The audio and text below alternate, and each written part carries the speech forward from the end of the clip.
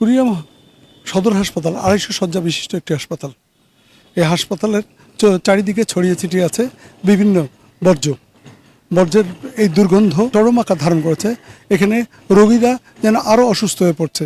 সাধারণ মানুষ যে আশেপাশে স্টাফ কোয়ার্টার যে বাড়িগুলো আছে এই বাড়িগুলোর মানুষরাও চরম সংকটে পড়েছে এবং এইসব বর্জ্য হাসপাতালের একদম নিচে ফেলে রাখছে।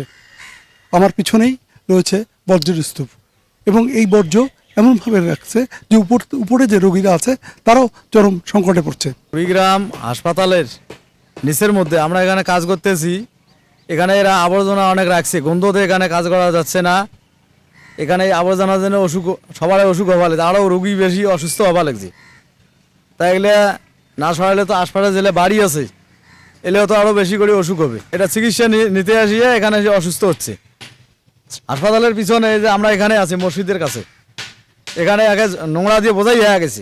সদর হাসপাতালে যে ময়লা সামনের কাছে অধিক ময়লা, ভিতরে ময়লা, মানে পরিবেশটা একদম নোংরা অবস্থায় আছে। এই জন্য মানুষ আসছে সুস্থ হওয়ার জন্য, পরিবেশ ভালো করার জন্য আসছে। সেই জায়গায় এসে এখানে রোগী আরও অসুস্থ বেশি হয়ে যাচ্ছে।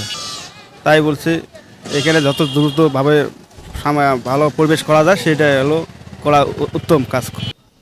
এবং এইসব বর্জ্য চারিদিকে ছড়িয়ে ছিটিয়ে থাকার কারণে কুকুর, বিড়াল, কাক সহ বিভিন্ন প্রাণী এইসব বর্জ্য চারিদিকে ছড়িয়ে যাচ্ছে। এখানে রয়েছে একটি পুকুর এবং এই পুকুরে হাসপাতালের সমস্ত বর্জ্য এখানে ফেলে রাখা হয়েছে। পাশে রয়েছে একটি মসজিদ এবং আশেপাশে অনেক বাড়ি, ক্লিনিক সবই যেন এর আশেপাশে।